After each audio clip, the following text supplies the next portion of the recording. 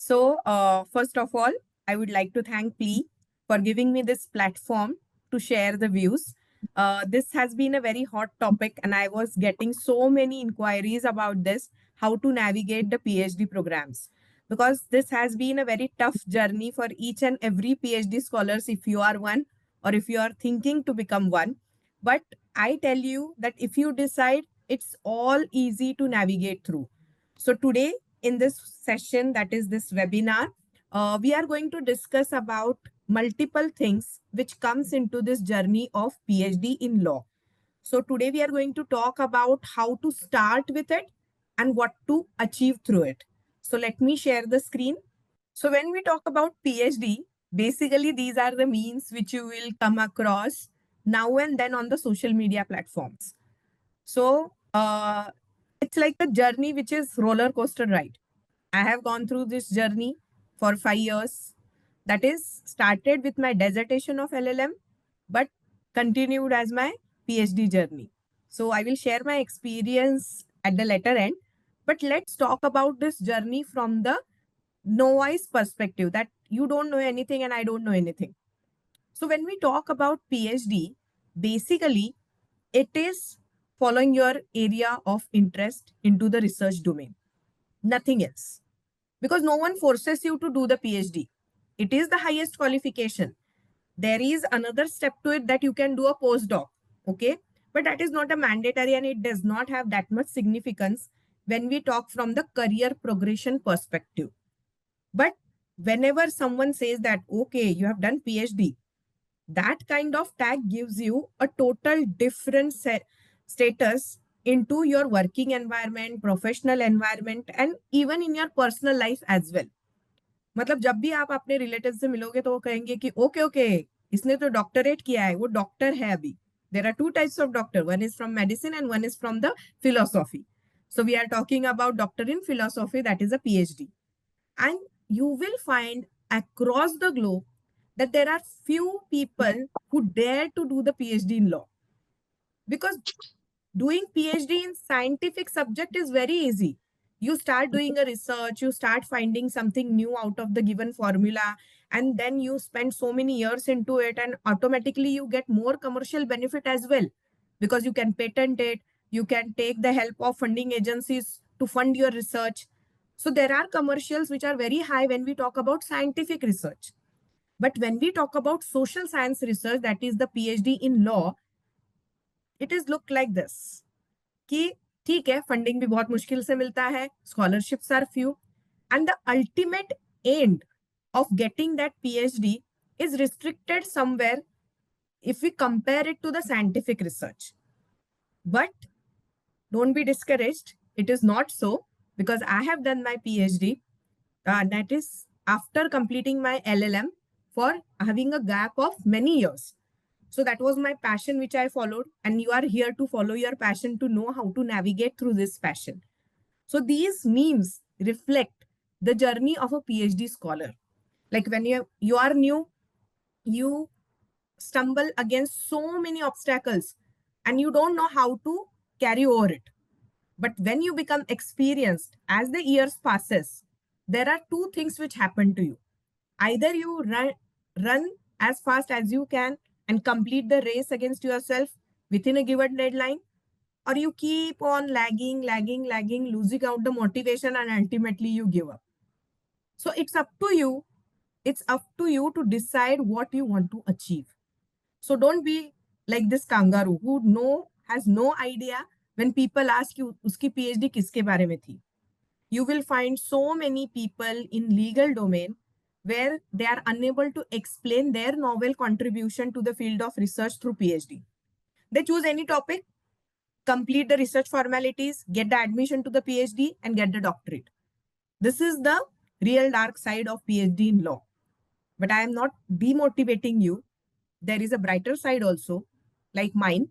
Like when I started with my PhD, I had objective in my mind that I wanted to contribute something concrete to the field of law. So my topic of PhD was terrorism financing.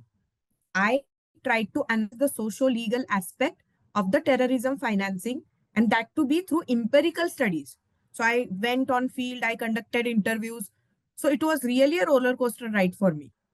So what you want to do, how you want to pursue this journey, that is totally up to you.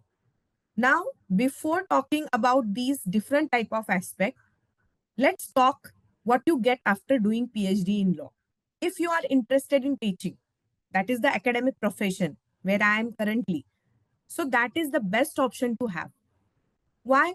The eligibility to become an assistant professor of law is simply a net set. That is a qualification exam. It is kind of a national level entrance exam or state level entrance exam, which give you a kind of qualifying status to become an assistant professor in law. That is also sufficient. Or you can get LLM, a particular specialization, and you can start teaching. That is also fine with the combination of these two things. Then why PhD? PhD gives you a different insight into the subject in which you are pursuing it. Second thing, if you talk from the economic or the commercial point of view, obviously you get increments. And if you do it at the earliest stage of your career, many other opportunities also gets open to you. So what are these other opportunities from being a professor? That is the research field. You must be knowing there are many international organizations which are doing research into the field of law, because law is a continuous thing. It is not going to die. So they need the researcher to build up the background for implementing new law. The government wants it. Every type of government is currently hiring consultants and the researcher for understanding the existing status of law, for doing the review of existing law, and for proposing the policy reforms and the legal reforms. So all these avenues will get open to you if you are having a PhD in law. Subject doesn't matter. That is your area of interest. But just the doctorate in law matters in order to grab these opportunities. And frankly speaking, if you complete your LLM, or even for that matter, BLLB, LLB, and start doing a practice or a corporate job, your initial salary will be somewhere between 5,000 rupees to 25,000 rupees. But if you do a PhD in law with a pure dedication, you get a direct opportunity to work with the government on a consultancy basis starting from 60,000 per month. So that is a lucrative offer. So the investment pays somewhere. So we need to understand that PhD किया मतलब सिर्फ professor बनना ये नहीं है. United Nations is hiring so many research associates from India to do the legal research for international law in various areas. Not only the law of seas, not only the law of war, but now environmental laws are getting developed. And in this global context, these researchers from India are very much demanded outside India. And consultancy, as I said, every week you will find an advertisement for opening of young professionals, senior level consultant, junior level consultant in any government department for that matter. So I will like to add herein that in the month of September 2024, I got a call from Niti Aayog. So I had put up my profile into Niti Aayog database to work as a consultant therein. So they called me to act as a consultant for a Niti Aayog in the domain of new criminal laws which are being implemented, because I have conducted trainings for the IPS officers in Maharashtra into that domain. Now, how could I achieve all these feats? Because I am a doctorate in law. Everyone is having LLM, BLLB, LLB. This is very common. I am not actually disrespecting these degrees, but this is the status which PhD gives you. As I am having a PhD into the topic which is very unique, which is very novel, and which does not have a law in India, I could have that advantage over other candidates in Niti Aayog, and they offered me that kind of a consultancy. The pay is also handsome. So these are the avenues which gets open when you think of doing PhD in law. So if you are thinking right now, first check your eligibility. That is the important thing. कोई भी law कर लेता है, law की degree कैसे मिलती है सबको पता है, because attendance is not compulsory for the legal degree. अभी चल रहा है जैसे Like there is a thing that it is allowed, but still you have to see that you are having master's degree in law, that is LLM. From where you did it, what is the pattern, that doesn't matter. Whether it is a full-time degree, whether it is a distance degree, college, private, university, that is not a concern. You just need to have a LLM degree. Even if you can do it outside the India, that is accredited within India. Second thing, in that particular master's degree, you must have the score of 55% marks. That is the aggregate for the all semesters. So if you have 55% marks, then only you are eligible to appear for the entrance of the PhD, or wherever there are direct admissions, there you becomes eligible. So in the master's degree, you need to have minimum 55% marks. And if you belong to the special categories like SC, ST, OBC, you are differently abled, then in that case, 5% relaxation, that is 50% marks are also considered. This is the basic one, first condition. Second condition, most of the people who are doing their LLM in their second year or in their final semester, they can appear for the exam that is called NET or SET. That is National Eligibility Test or State Eligibility Test. This NET is applicable for the legal studies. So if you crack this, it is like not a passing exam. Okay, please understand. Uska score nahi hota aise. Competition nahi hoti. You just have to qualify it according to their criteria. So if you qualify it and you have that certificate, that is you are NET qualified, then you are exempted from the appearance into the entrance exam which are being conducted for PhD admissions. Because for getting PhD admission, there are two ways. The universities declare the entrance exam of their own, and you have to go and appear for them. Based upon the entrance exam and your personal interview, the selection is being done. Second thing, there are few universities which directly take the admission based upon your score into LLM. And in all these, both the criterias, if you are having net set, then you are exempted from any type of entrance exam, whether it is there or not there. If you are having a degree from foreign educational institution, which is accredited in India, then obviously that is also allowed. Now, which is the best university to do the PhD? बहुत सारे लोग मुझसे ये सवाल पूछते हैं. But I feel that it is the your interest that matters. सारी universities PhD offer करती है. Now there are different types of universities in India. First are the state universities like Pune University, Mumbai University, Gujarat University. So these are the state-run universities which are having their own departments of law. Okay, there they are governed by the rules of UGC. UGC gives this eligibility criteria and the PhD rules. After certain years, they keep on revising. So when I took the admission to PhD, at that time, there were the rules which were existing, that is 2016. But now they have got new rules in 2021. So those who are willing to take admission to PhD now, they are governed by these UGC rules of 2021, which talks about all the procedure related to PhD, starting from the eligibility till the award of degree. So if you want to know that what is your journey of PhD, refer to these rules. Second, there are different types of autonomous institutions in India which offer their PhD. Now, these autonomous institutions like IIT Kharagpur, which has their own law department. So this is autonomous. They are not governed by UGC. So they are having their own rules. National law universities, they are autonomous. They have their own syllabus.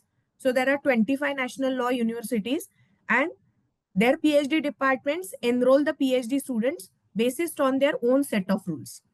So you have to choose where you want to go and how to choose that. What are the criteria that we'll see in the meantime. Third, private universities like Amity hai, Symbiosis hai. Then you can take Bharati Vidyapit in Pune, or in Mumbai there are few. So Jindal. So all these are the private universities. BITS Law School is there. So these private law universities, they have their own set of rules. But I will tell you, the basic skeleton is the UGC rules. they are not going beyond UGC, because UGC has also set thoda sa different criteria for these types of university, but the basic structure is the same. You need to have LLM with 55% of marks. If you are qualified with NET, you are exempted from the entrance exam. If you are not having NET, only 55% marks in the LLM, then you have to appear for the entrance exam of that university. That university will also keep a personal interview where you have to talk about your topic and your personal interest. And based upon the score of these two things, you will qualify for the journey of PhD. That is a starting point. So this is all about the eligibility. Now I will interrupt herein. If the participants have the question, they can put it in a chat box and the admins will facilitate the same to me. Or if they want to ask it orally, personally, they can ask the admins to unmute themselves and they can disturb me in between. I would like to have this session interactive in nature rather than me keeping talk all the time. Okay. Now, when you want to start with PhD, if you know that, okay, academically, by way of qualification, you are eligible. आपने ये सारी चीजें कर ली है. But whether I will be able to survive this journey of PhD, it depends upon these four questions. So you need to ask these questions to yourself before you enroll for the PhD. Because when I talk about your investment, there is a three things which you need to invest: time, resource, and money. Money also matters here. So before going to the resources, let's talk about your area of interest. Now, area of interest define karna, it's really difficult because when we are doing law, we feel that nahi, mujhe criminal law bas bahut pasand hai. But when we start doing practice, when we face the difficulties in practice, we shift to the civil law. Property matters के ऊपर चले जाते हैं और वो भी पसंद नहीं आने लगता, पैसा नहीं मिलता, litigation अच्छा नहीं लगता. Then we start thinking of joining a corporate. I have seen this dilemmas in my students. And then suddenly they realize, नहीं, अभी corporate में भी job नहीं मिल रहा है, let's try academics, professor बन जाता हूँ. All these things confuse you a lot with your area of interest. क्योंकि criminal में अलग subject है, civil में अलग subject है, and when we talk about corporate, it is a totally different domain. And when we talk about academics, you have to talk about each and every subject. Because it is presumed in academics, you have done LLM, that means you have the capacity to teach each and every subject. So it is the inner voice of yourself that decides your area of interest. Like आपको लगता है कि मुझे इसके बारे में पढ़ना बहुत पसंद है. I have many questions about this topic कि ये कैसे होता होगा. And why law is not there? Why government is not doing anything about this? These are the problems which are persisting in our society, but there is no solution. Law is always connected with society. We need to understand that. And many laws are the result of the research which are done by the stalwarts into this field. So, Law Commission jo hai, it is doing the same duty. They are keeping on researching and researching on things, the problems of the society. Then they are trying to recommend the solutions to the government, and government is coming with up laws. So, for example, Triple Talaq Bill. Then the current Data Protection Act. There are many things which gives rise to law. And your area of interest must be such that where the law is not existing, if it is existing, there are many loopholes, it is not fulfilling its objective, then only your PhD will be successful. So I will tell you my example herein, because when I started with my LLM, like I completed my LLB in 2011 from ILS. Then I did my practice litigation. I was not happy there, and that's why I shifted to the academics. That is, I wanted to do LLM. I did 1 year LLM from the Department of Law, Pune University. And in the second semester, we had a dissertation. So dissertation is the baby of PhD. It gives you that feel कि PhD कैसे होता है.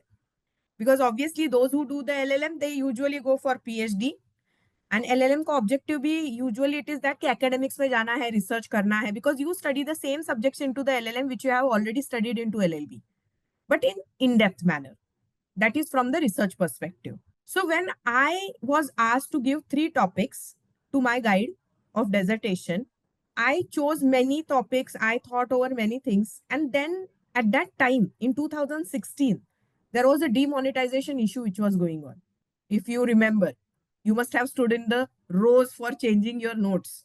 That was the time, November 2016. So then I thought, what is this black economy? Why this problem is persisting? Because I was having a business and corporate law specialization, but I was having that criminal thing also in my mind. Ki this is a crime. Then why it is persisting? So I took out that topic कि black economy के में मुझे dissertation करना है, and I went to my guide. I'm very fortunate to have a guide like her. So she said to me, black economy पे बहुत हो चुके हैं. Then you find out a certain topic which is the part of black economy. Then I researched थोड़ा more. I had the questions in my mind कि कौन सा ऐसा subject हो सकता है black economy में which is not research at all in India. Then I found my topic of terrorism financing. Terrorism is there. How the money is going to that particular terrorism. And why law is not there to deal with such big crime. Imagine if the terrorists do not get money, they will not be able to do terrorist activities. That clicked me. I went with that topic and it was approved. I did my dissertation on that topic for 6 months and slowly I generated the interest कि नहीं मुझे इस पे PhD करना है. And I was very fortunate that immediately in the year 2017, there was entrance exam, but I was already qualified with NET in the same year. So I was not I was exempted from appearing from the entrance exam. And then I appeared with my particular dissertation ka proposal only that I want to do the thesis on this, that is the PhD. And fortunately, in the same year, 2018, that is the registration took place in 2018, I got admitted to PhD. That is on the same topic. That's why I say that I completed my PhD in 3 years. But I say that it is the extension of last 2 years also because I started research in 2016. I completed in 2022. So that was the area of interest which I could find out. And I tell you, when I went for my personal interview for PhD registration, everyone demotivated me. इस पे literature ही नहीं मिलेगा. Are you going to take the interview of terrorist to ask him from where he gets the money? Then I had to counter that. But my area of interest lied therein ki this is the crime, this is the business, and I want to make a law for it because there was no law in India and I had made it. I have made a policy also. So this is how you need to find out your area of interest. You need to keep on thinking about it कि मुझे किसके बारे में सवाल आते हैं. And second thing, your luck also matters somewhere, that you need to get a chance to pursue your interest. Agar us waqt, when the committee challenged me कि you cannot find a literature, you will not be able to take the interviews of the person, then I would have given up. आज मैं यहाँ पे नहीं होती. So that thing you need to pursue consistently, that I want to get it through. So choose your area of interest where you actually have the interest, not for the sake of getting the degree. Then only you will be able to complete it in a proper manner. Now, second thing which you need to ask, what is your goal of after completing PhD? Where you want to go? You just want to add a name of doctorate into your particular name, that title, or you really want to capitalize it? You really want to contribute into the field of law? Because PhD law में जब हम करते हैं, basically हमारा contribution जाता है policy making में and law making research में या फिर academics में.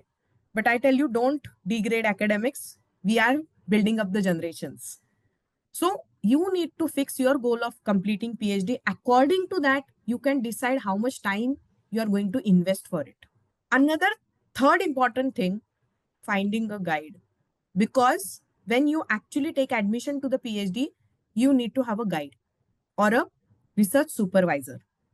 So you need to know the person under whose guidance you are going to be comfortable.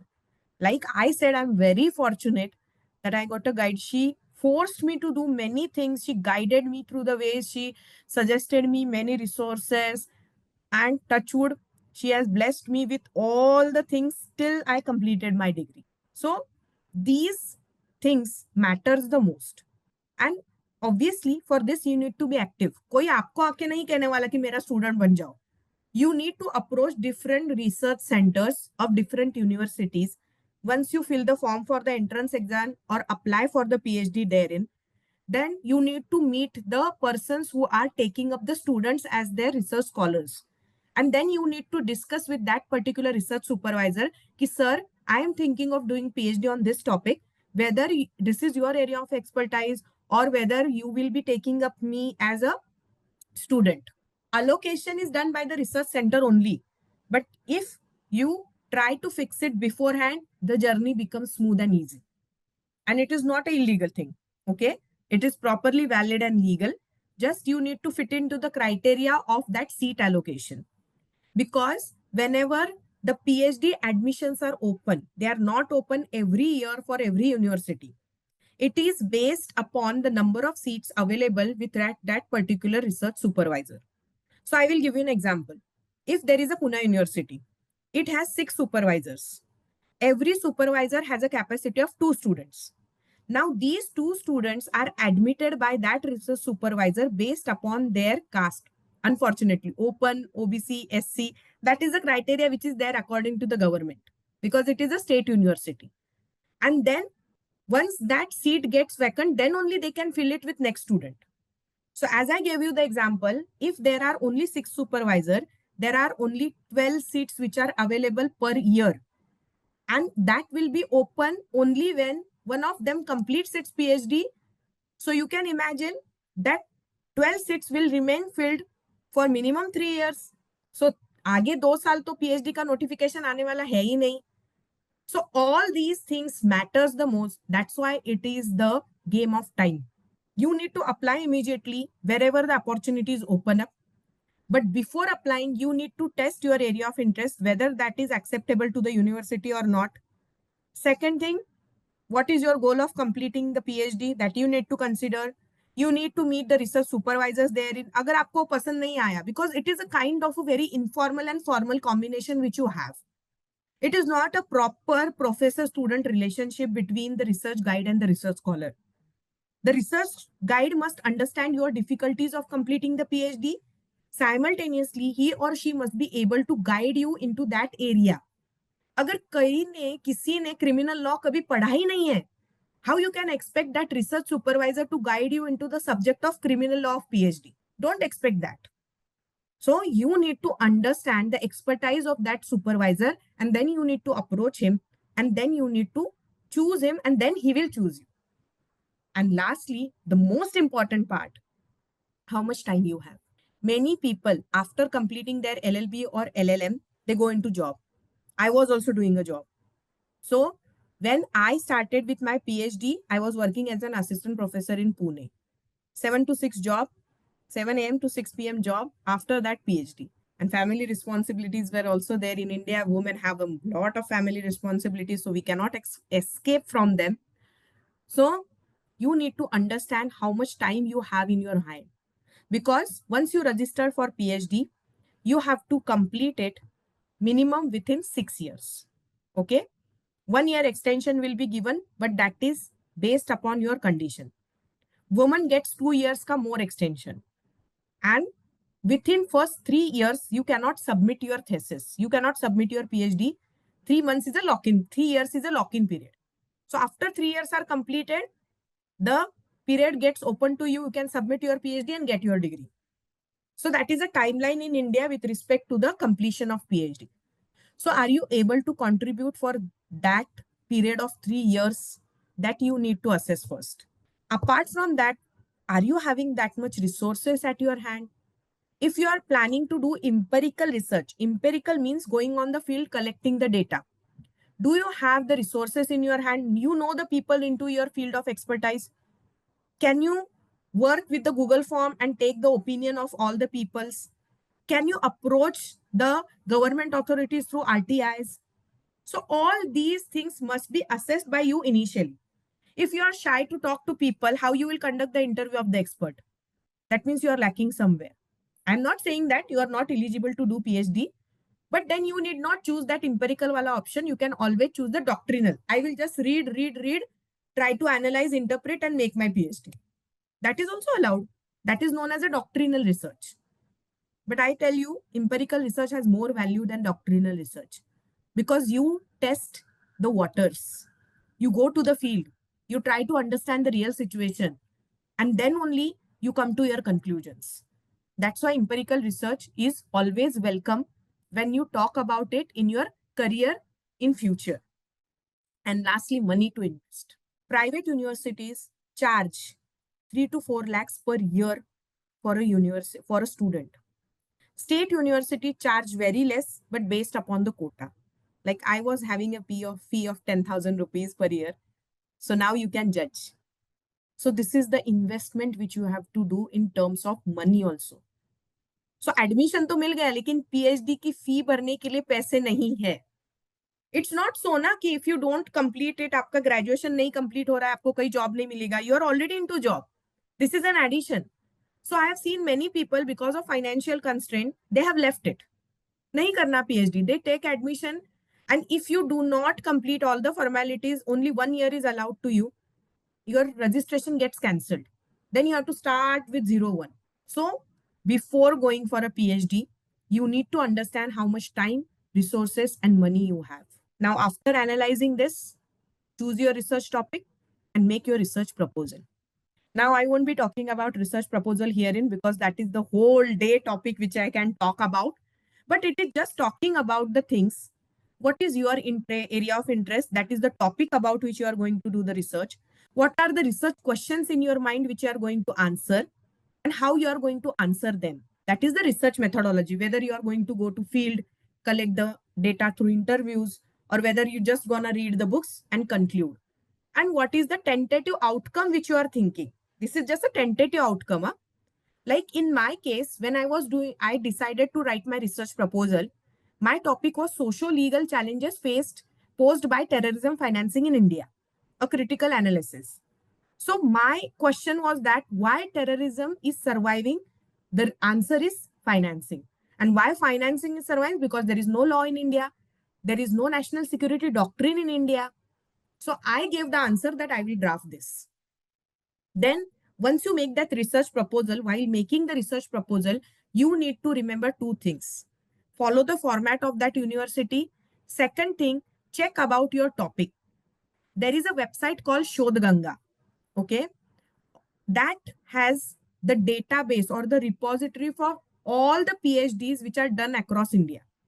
If your topic gets repeated, you are not allowed to do PhD on the same topic again. So before choosing the topic, before choosing the angle of that particular topic, try to see whether anyone has done earlier PhD on it or not. If it is not there, happy to go with it. But if it is there, then there is a way out. You can choose a different angle of the same topic. Now, my topic was the very novel one. But now when people came to me, they start choosing the different angles from my topic. And they ask me, they get to know that I have done PhD on this topic. They ask me, कि ma'am इसका ये angle तो आपने नहीं पढ़ा होगा ना, because it is not possible to cover each and every angle of that subject. Not possible, humanly impossible. Only AI can do it. So that's why while choosing the research proposal, see your topic is novel, you are following the format, and consult your guide, proposed guide, tentative guide, because he will guide you how to go about it according to the requirements of the university, and he is the experienced person to tell you. And as I mentioned, this is a maze. So he will guide you to cross this maze. Then there will be personal interview. This is personal interview is actually called proposal presentation. So in that proposal presentation, there will be experts which will be sitting. There will be university representatives and your guide. And in front of them, you have to convince them that this is a novel topic and what is the gap which is there, what are the gray areas, and how I'm going to contribute by researching on the gray areas and giving them the solution. So when I did my proposal presentation that this is the topic, this terrorism financing, and I'm going to analyze the legal aspect, the laws related to it, and I'm going to propose it. And I said that I want to do the empirical research. They first asked me whom you are going to talk to. कौन बात करेगा इसके बारे में? Terrorist या फिर policy makers? क्योंकि if you see all the data related to terrorism laws, that is confidential data with the government. You don't have access to that. That I have to convince them. No, I will get it done. And even today, there is no research which is available on this topic in Indian context from the legal perspective. So that was my challenge. I had to convince them and I got through it. So it is your conviction power that matters there. That's why I said that it should come from here, inner voice, your topic. Then only you will be able to convince कि नहीं मुझे ये करना है. Then that committee will finalize the topic, and title finalization matters. Please remember, whatever is title finalized at the date of registration, you cannot just change a single comma, the, not allowed. Your registration goes invalid.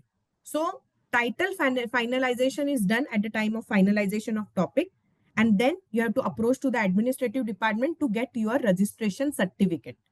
The date which is mentioned on that registration certificate is the date of commencement of the period of PhD, like 3 years, 5 years, and 6 years, whatever we have said. So that date matters, because from that date onwards, you have to carry on certain administrative formalities to be into the stream of PhD scholar. So this is all with respect to the registration process. It is common for most of the universities. Now, how to navigate? How the years pass? First, 6 monthly report. 6 monthly report is the concept where from the date of your registration, every 6 months, there will be committee. That is called as a RAC or DRC somewhere. Okay. So what they do, they ask you what research you have done in last 6 months, and you have to make a presentation before them. This is actually helpful to you, because most of the time क्या होता है कि कल अगर RAC की date है, today I start searching for last 6 months. At least you do that much. So initially, before 2019, these 6 monthly report were not mandatory. But in order to increase the quality of the PhD scholars and the work they are doing, UGC has now made it mandatory that after every 6 months, there will be this RAC report or the 6 monthly reviews. It is a format which is provided by the administrative unit. You have, in that particular format, you have to tell them what you have done in the last 6 months and what is your plan for next 6 months. That which chapters you are going to complete, which topics you are going to research, what type of empirical research you are going to do. So these things keeps on going till you go for that pre-PhD Viva. So that is a kind of a trailer of actual Viva. So they are very tiring actually, I tell you, because you have to take out the time from your schedule. You have to keep on doing the research for the same. And I tell you, it is not a one-day task to even compile that 6 monthly report. Then comes that stage of coursework, draft and draft. Coursework is an idea where you have to complete a particular number of hours into the first 2 years of registration. So there you get to know about research methodology. Every university organizes this coursework into phases or into one go. Like 15 days continuous hota hai, Saturday, Sunday hota hai. Attendance is mandatory. You need to score minimum 60% into that so that your PhD registration will continue. So within first 2 years, you need to complete this coursework. This coursework will allow you to continue a registration. And drafts means you start drafting from day one. My experience is that, like when I started with my PhD, for my batch, there were total 23 students. And under my guide, there were 6 students. I was one of them. I was the only one who started following this practice. Since day one, I started drafting my PhD. Whatever I thought, from wherever I got the material, I started putting up into one place. I made the folders. Now technology is there to help you. I made the folders as per the names of the chapters. In that particular, there was one Word file which is talking about draft chapter, and second file folder with respect to the reference material. So whatever I used to read, whatever I used to think, I used to put it therein so that I could get to know that what I have done into last 6 months. So there was no issue with me for monthly reviews. And second thing, when I started drafting from day one, when there was an issue with respect to the submission of my PhD, I was relaxed because draft was already ready. It was being built up since day one. Try to make this habit. It is just a matter of 2 hours a day that you can just type on your phone also. Now we are having everything on our fingertips. You can just type on, or abhi to or easy ho gaya hai. You have voice to text. Just baat karte raho, your phone will do the work. So that kind of drafting must continue throughout these years. So drafts and drafts and drafts goes on, and finally you get lost. How many drafts I have made? So try to number them properly: first draft, second draft, third draft, final draft, whatever comfortable for you to remember. And then final drafts comes into picture. Before this final draft, it takes a lot of efforts in terms of research. You have to go for field work. If you are reading, then you have to find the resources, libraries visit करनी पड़ती है, online databases के subscription लेने पड़ते हैं. These are very costly. So better to have access to the library. Like there are many universities which are providing free access to these very heavy databases, online databases, if you become their member. So I became the member of Jaikar Library in Pune. I could access so many resources therein. So try to have such kind of library where you will get both the access, physical books as well as online databases. Because for law, everything keeps on changing. Like I tell you, the demonetization policy came in 2016, but no one talked about it later on, but I had to refer to it. This data protection law, Puttuswamy judgment, I referred to it because it was talking about the privacy of finance. So these things are very dynamic in nature and you need to be updated constantly. The books cannot found be updated, but these online databases are always updated. LexisNexis hai, Heen Online hai, JSTOR hai. You will find multiple resources there in multiple articles and try to refer to them. So this whole thing has to be done till you finalize your final draft. And it is really not final, I tell you. Once you finalize it from your end, show it to your guide and keep in touch with guide all time. कि ma'am मैंने ये draft किया है, sir मैंने ये draft किया है, please I would like to have your time to discuss this. Like what I used to do my college, I used to do a job. So after 3:30 I used to take the time of my guide and visit her every week. एक घंटा तो जाके उनको सताती ही थी कि ma'am मैंने ये किया है, I want to understand whether this is right और wrong. And she used to guide me. And there are many guides who will guide you.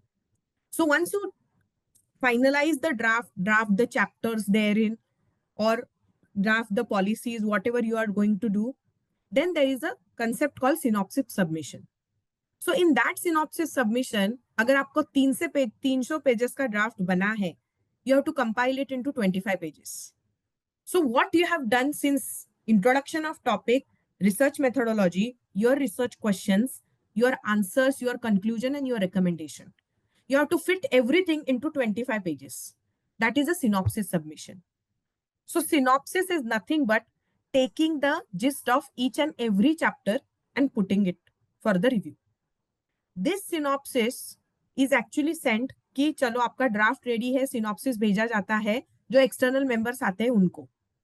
And then the major hurdle comes plagiarism. This worries people like anything. I have seen people paying money for the same, getting it reduced. Now, what is this concept of plagiarism? That whenever you are copy pasting something, you have to cite it. Cite it means footnote likhna hota hai कि I have taken this from this thing. And there are different methodologies which are followed. This is another area of PhD research where we can talk about it in detail. But brief, I will explain you here that when we talk about plagiarism, there is a rule that your whole thesis must have a similarity index of 10%. Maximum. Matlab, whatever you have copy pasted from the whole globe, the database, that must be similar only 10%. Baki 90% must be your original contribution. And I tell you, I'm not boasting herein, but for the first time, there are Turnitin के इससे ma'am ने मेरा report निकाला था and it was 0%. So ma'am said that no one will accept it. So let's change it. And then we remove certain kind of things, exclusions, and it came to 6%. So because I tell you, I took so much efforts, what I used to do, and you can also do it. I know it's a hard work, but it's a smart hard work. Try to read it and write it somewhere. I have many pages filled today also where I have written notes. कि मैंने 10 pages पढ़े, what I have understood from those 10 pages, I'm writing in 1 page. Done. My 1 page is ready. So this saves you from this plagiarism worries क्योंकि you have already made your own. It's not copy pasted. Some data, some statistics, some reports, they need to be copy pasted and that is acceptable. But try to make it as much original as you can. Then automatically this plagiarism report will be 10%. So along with this plagiarism report, this synopsis, you have to submit that particular thing for your pre-PhD Viva. Pre-PhD Viva is conducted by your research center along with the external expert, where you have to explain what research you have done into these last many years. So this is just a trailer of a final Viva. For every PhD, Viva is compulsory. That is also known as an open defense. That means you are defending your topic, why you have chosen this topic, what research you have done, and it is open to public, not only to the internal members. So iska jo rehearsal hota hai, that is nothing but a pre-PhD Viva. Once your pre-PhD is done, that means you got your degree. So that is a kind of a declaration. This is a small celebration which you can make because it is the ultimate culmination of all your hard work which you have done in these years. Then in this pre-PhD Viva, many suggestions will be given to you that this can be changed, that can be changed. Okay, assimilate it and try to implement it. And finally, after this pre-PhD Viva, you have to finalize your whole draft, get it printed according to the requirements with all the administrative formalities. And along with the plagiarism report, you have to submit it to the administrative department. They will send it to the externals, that is those who are not related to your university. External will review those drafts, that's thesis. They will give their suggestions as well as they are gonna be there for your Viva, final Viva. And then you will have a final Viva voice. That is open defense.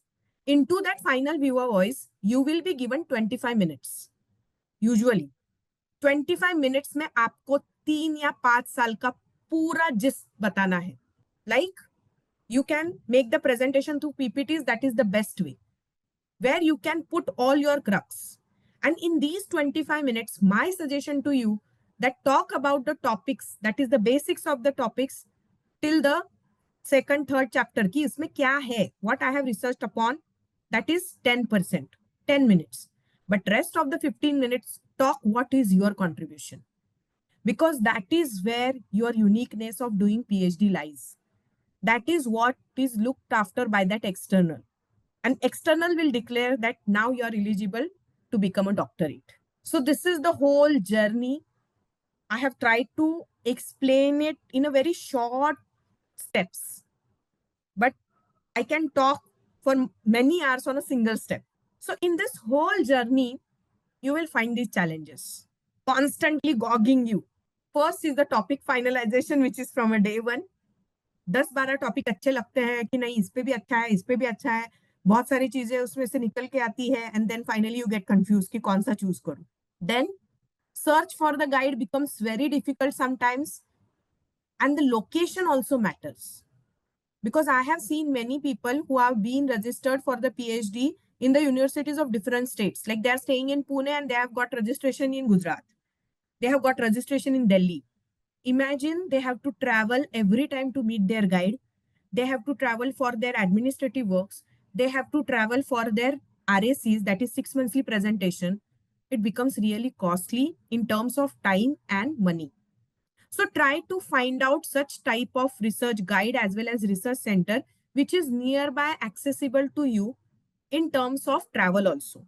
That's why I chose Pune University, because I was located in Pune at that point of time. Then resources at your hand, always you will find a crunch for time. वक्त ही नहीं मिल रहा. बहुत सारे PhD scholars आपको यही बताएंगे, अरे job में इतना वक्त चला गया, I did not find time to read, I did not find time to visit that resource, how should I complete my PhD. These are the common questions, common chit chatting in the group of PhD scholars. But you can always find a time how we will discuss it. Literature, you need to be very cautious while using the literature. It should be authenticate. And first caution at this point of time from me, don't use AI for compiling things, because now there are plagiarism softwares which check out the AI content also. So don't go into that way. It is unethical practice. It will debar you from the PhD registration. So this resources at hand will always having crunch, either time or literature. I tell you, I have the habit of buying books for myself. So when I started searching for my topic, terrorism financing, each and every book costed about 10,000. And I was not having that much keen or the capacity to buy that book for the PhD. So what I started doing, I started finding the online databases and the libraries where it had. And then I got the membership therein, which was very much affordable. And it was very much accessible for me also. Because I at home, while sitting at home, I could access that online databases. And it solved my issue. So there are many ways nowadays which you can have access to from your safety of home. Try to explore that. And then it will be very easy for you to manage this crunch of literature. Then keeping your interest alive. Very important. पहले पहले 6 महीने में बहुत research कर लेते हैं कि नहीं इसके बारे में ये करना चाहिए, उसके बारे में वो करना चाहिए. But as the years progresses, if you do not keep touch with your guide as well as with your topic, your interest starts dying. So it is a self motivation thing. You have to tell yourself daily, I have to complete my PhD. This is my topic. You have to keep on thinking about it every time, everywhere you go. And another thing, keeping it own and original. Like I told you the way to do it, try to make a crux of it. I know, and I am telling you to use AI for this. There you can use the AI where they are converting your voice to text. So it will be your original and your own. So you need not face that problem of plagiarism because that is the biggest challenge which you face at the time of submission of PhD. Then nature of research, empirical or doctrinal.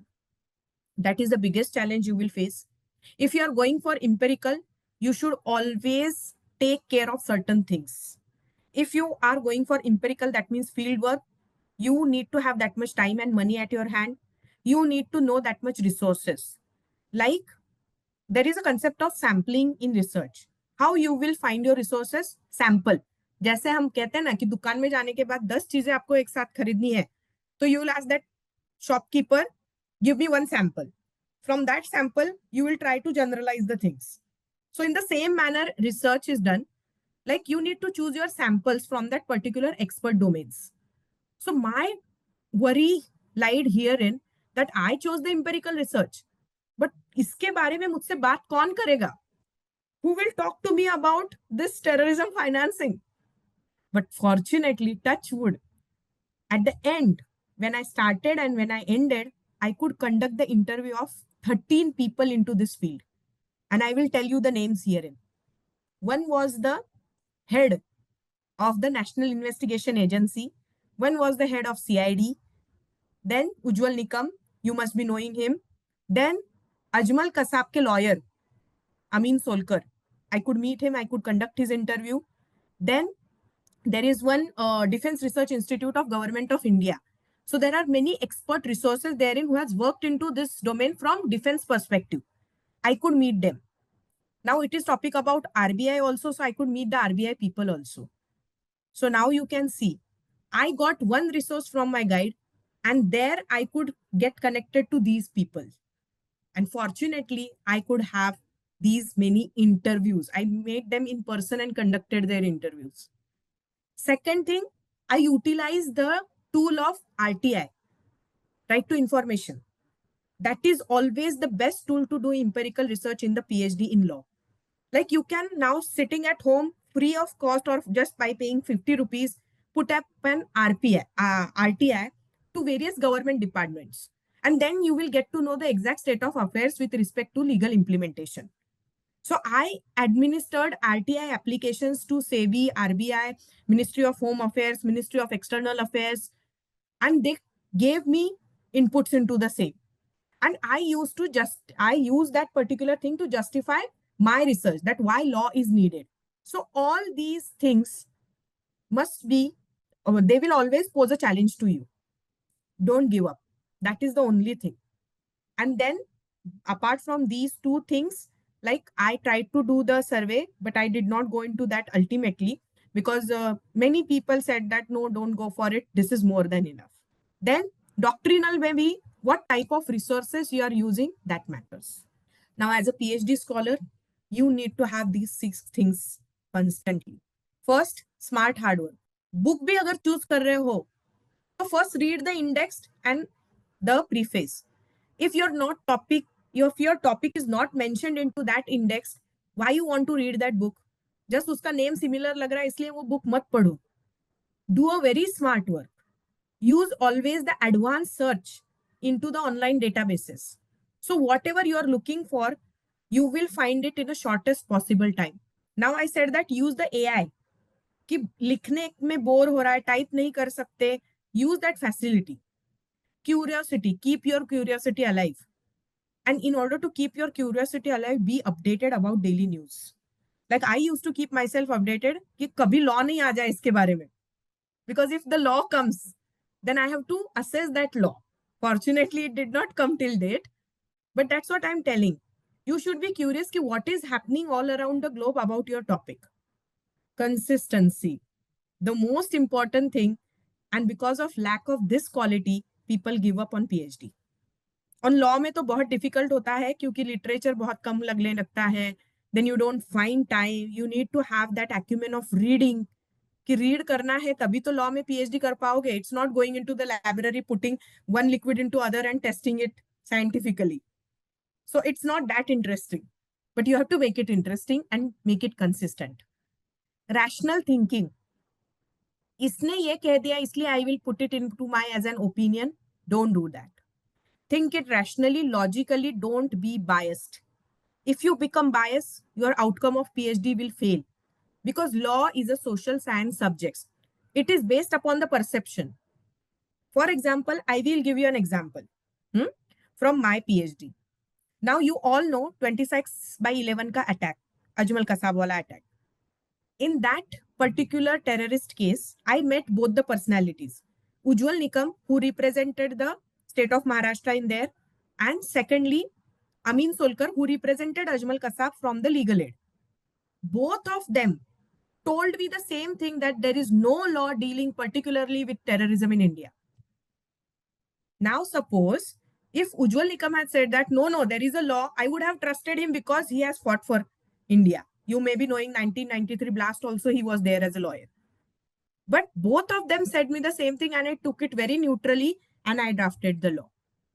Then the other experts told me there is no national security policy. I took it and I drafted the law. But I never thought it from one perspective. It is not allowed. I have also given due consideration to the rights of terrorists about their privacy when I tried to interpret the Puttaswamy judgment. So this is a rational thinking which is required. Then only your law will give justice to people.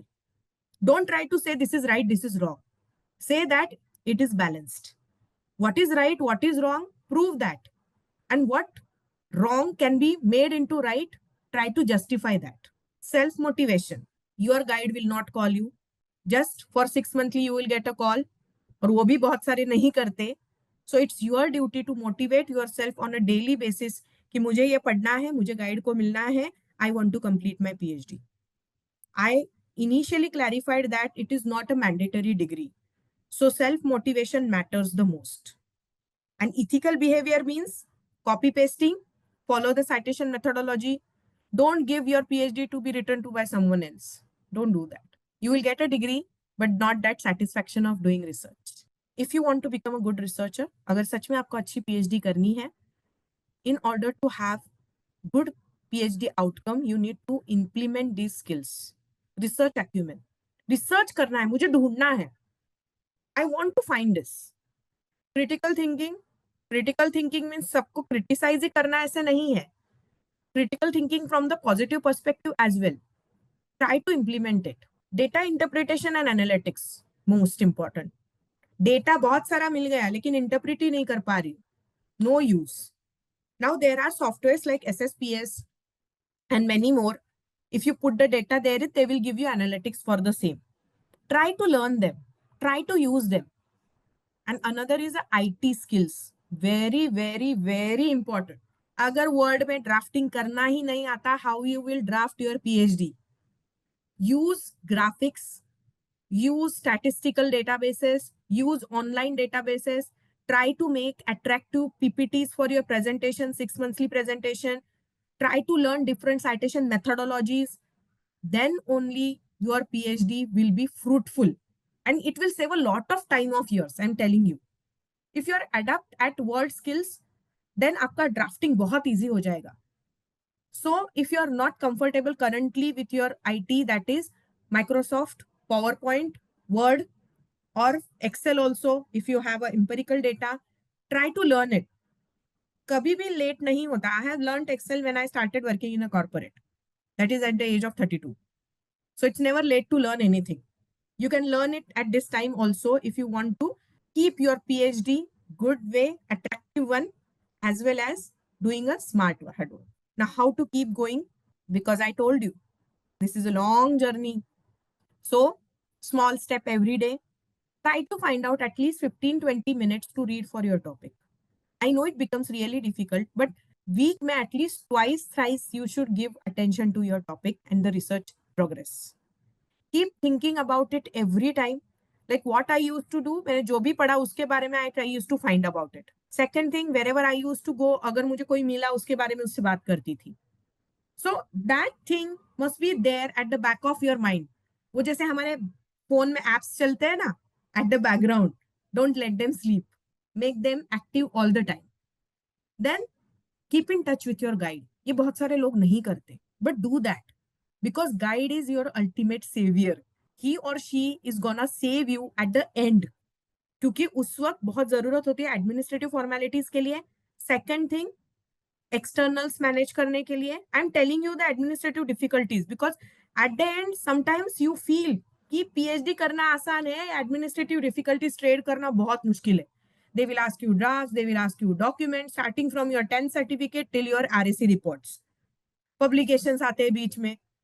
So keep in touch with your guide for the updates, for the requirements, as well as for the subject matter discussion. And ultimately, you need to discuss about your topic with layman. My guide has given me this goal that try to make your PhD simple so that even a layman can understand it. So when I did my PhD, I had talked about the connection of religion and charity and terrorism financing, which is a topic of every man's connection somewhere. That if he is doing a charity, where his money going on? Then I talked about radicalization, the youth joining terrorism, because for radicalization also there is an investment. So this is the common man's thing which a lawyer must include, because again I am repeating, law PhD is there for society. So try to discuss these things. Then you will get so many opinions, views, pathways to follow. Then evaluate those and then conclude. Don't keep on dragging the things. Because if you keep on dragging the things, ultimately you're gonna end nowhere. PhD is unending subject. Today also I keep on researching it. I'm writing a book on my PhD topic, that is terrorism financing, but I always feel नो ये complete नहीं हुआ अभी, क्योंकि book मुझे लिखना है ना. पीएचडी कंप्लीट करने के लिए तो टाइमलाइन था. तो every day I feel that no, my manuscript is complete, and every day I sleep with the thought कि नहीं यार और कुछ ऐड करना चाहिए. So it's always unending thing. So try to give it a full stop. And if we try to conclude it, I would like to say two things. What you achieve after you complete PhD. The inner satisfaction, yes, I did it. When I did my PhD, I felt empty somewhere. Oh, that thing has ended now. And you will also have that feeling, that feel of relaxation somewhere. The burden has gone. Then, obviously, your contribution to law matters. Like I gave an example, that many laws have come into picture because of these research contributions. So it's one of the ways of giving back to the society. We become lawyers because we are having that kind of a social intuition to give back to society. And based upon the research, policies are made, and laws is nothing but the part of policy. And obviously, once you complete your PhD, new job opportunities open to you to work with the government, like I explained about Niti Aayog, to work with the private organizations. They also give you a handsome salary for doing research. Not necessarily it will be research for the policy making part, but for analysis, like Big Four, you must have heard about them, audit, forensic. So they hire these peoples with PhD. And finally, if I want to say what is PhD in law, it is a game of ideas, perception, and application. You have idea in your mind. You have to navigate it through all these legal and administrative requirements, you have to follow your perception that what you think about that topic, and you have to apply it into your PhD thesis at the end. And it is not a race against anyone else. It is competition with oneself. How better I can get every day into my research. I used to do these things कि मैंने एक chapter draft कर लिया है लेकिन दूसरे दिन मुझे ऐसा लग रहा है नहीं उसमें ये कुछ ऐड करना चाहिए. I used to change it because I found that okay, when I rethink it, I re-find it. And no one is winner into this race because it is race with oneself. जैसे हम degree करते हैं तो हमारे rankings आते हैं, university में first आया, सेकंड आया, पीएचडी में ऐसा कुछ नहीं होता. It just you and you that ultimately is going to get that degree, that title of doctorate. So try to have this thing in your mind that I'm doing it for myself. Because self-interest always motivate you ultimately. It is one of the ways of giving back to the society, but driven through your self-interest. That's why I always say that no one is winner into this particular thing. It is a competition with oneself. So I am done with my part herein. You are having questions. The floor is open now. Thank you so much, ma'am, for such an illuminating session. It was a great learning session for all of us. Thank you. Yes, ma'am. Ma'am, there are a few queries on the chat box. Yeah. Participants, if you all want, you all can even use the raise hand function and ask your questions directly. So, ma'am, the first question is there is often a debate between the second 2-year LLM course and the 1-year LLM course. What do you favor? What are your insights on this? Okay. It is actually the recognition which is given by the UGC. Like some universities are allowed to run the 1 year LLM course. Like in most of the national law universities, you will find the LLM course of 1 year.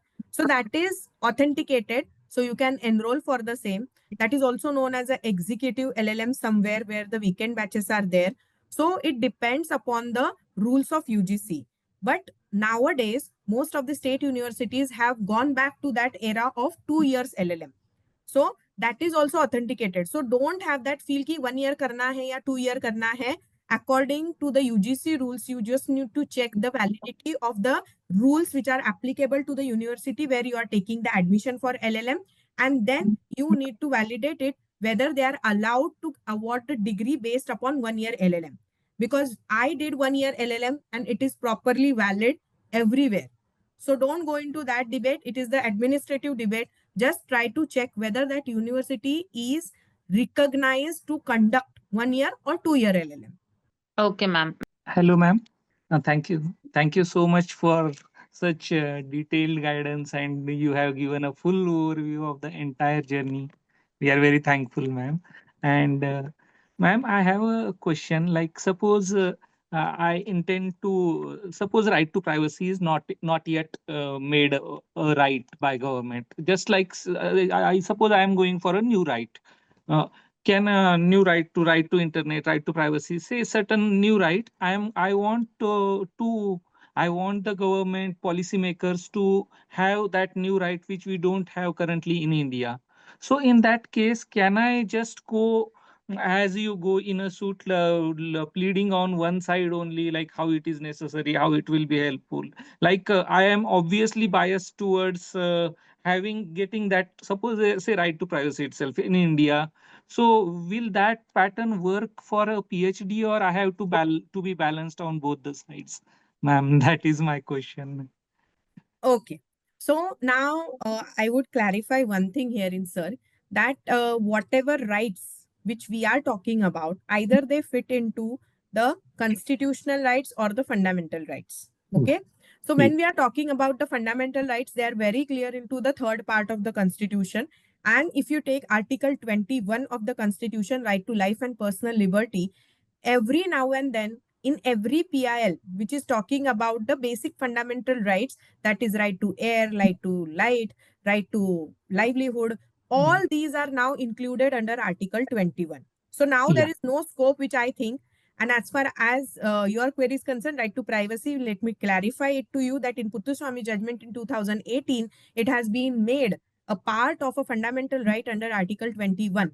that is Yeah. personal liberty. Okay. Yes. But Yes. if you want to still do the research that I want this right to be implemented, then you can talk about it, how it fits into this umbrella of Article 21.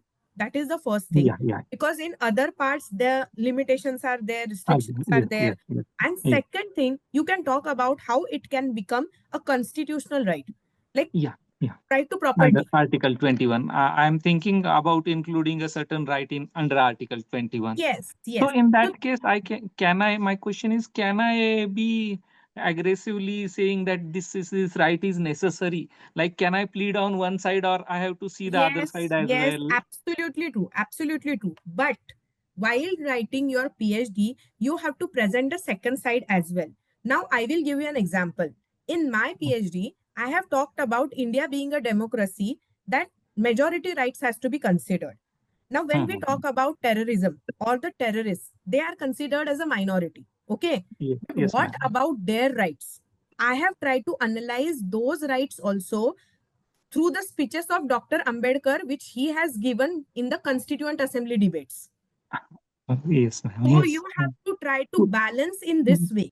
Ha, So ha, if both the the side. You have to be. yes, You don't have to show that you are pro one side as such. exactly, exactly. So secondly, when I drafted the national security draft as well as the Ha, policy, there I am saying that okay, the private rights are protected, but if he is doing these activities, give him right to say something, right to hearing, and then ha. give him the punishment of death penalty. So that Clear, is ma'am. the way Clear. to balance it. I Yeah, am saying it that has yes, to be India is a in PhD democracy. study. It has to be a balanced view only. Na? In Exactly, if exactly. I'm in a writ petition in Supreme Court, then I can obviously do say one side. But in PhD study, I have to show both the sides, and I have to show that I am neutral, na, ma'am. Even though, Yes, yes. yeah, yeah. Thank you very much, ma'am. Thank you very much. Thank you, sir. Anil, sir, you've asked two questions. Your second question has not come out clear. If you want, you can use the raise hand function and directly ask your query to ma'am. Ma'am, meanwhile, one more query in the chat Yes. box. Why should one select a unique topic? And how to extract data from government departments and other documents? Okay. So first, let me answer your first question about topic. Unique topic is that topic on which there is no law currently if we talk about the legal domain. So for example, triple talaq. There was no law about triple talaq till the triple talaq bill came into picture. So there are so many societal issues upon which there are no laws currently. If you talk about data protection, we have the data protection law now in 2023. But if you talk about regulating the artificial intelligence, there is no law, no regulation, no policy in India with respect to the regulation of artificial intelligence. So, from the legal domain perspective, when we are talking about PhD in law, the topic will be unique if there is no law, no policy on the same. And second view, you can also adopt yes, the law is there, but it is not fulfilling the requirements of justice. It is failing to a larger extent. But that PhD becomes too much critical in nature. And I'm telling you, many people have done PhDs on these topics. कि ये law है, but it is not fail, it is not proving to be sufficient, efficient, adequate. जो भी आप लगाना चाहो उसके आगे. So try to make your topic unique. Like I said that visit the Shodh Ganga ka database where you will find upon which topic the PhD is not done. So whatever topic is in your mind, just put it into Google and you will find a data. Like I told you a recent topic. Uh, when I assessed the dissertations, there were topics by the people about use of OTT or like Netflix and all. So there is no law which is governing them. So that is a new topic. And when we talk about the databases from the government, now if you visit government ke department ke websites, they have the resources. Try to extract the data from them. It is the open platform.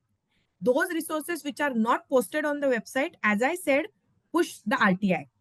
And in the RTI, they are bound to give certain informations. But while writing an RTI, first articulate your questions. What information you exactly want from that particular department.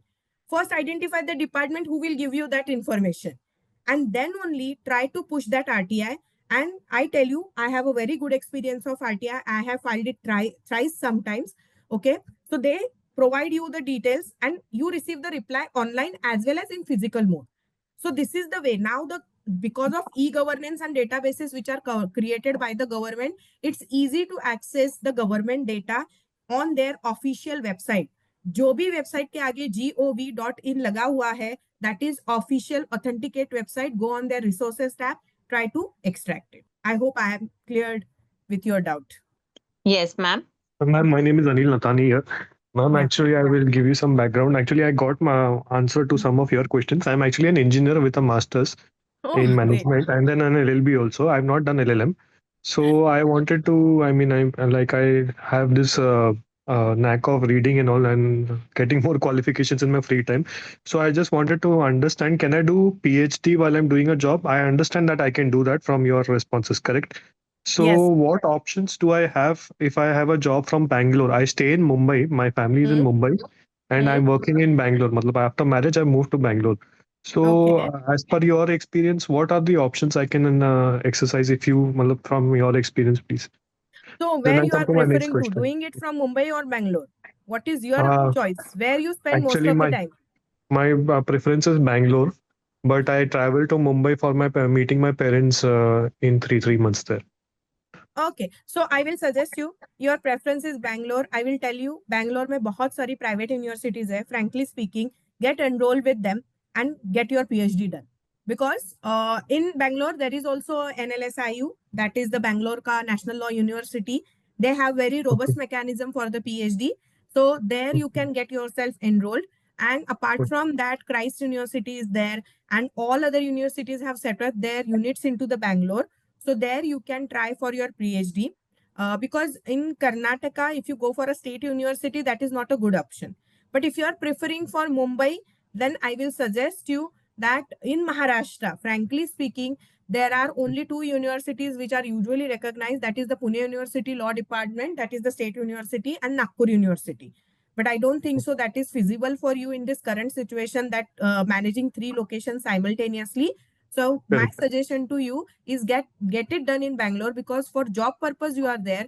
So you will be able to access the resources as well as the administrative things therein very easily.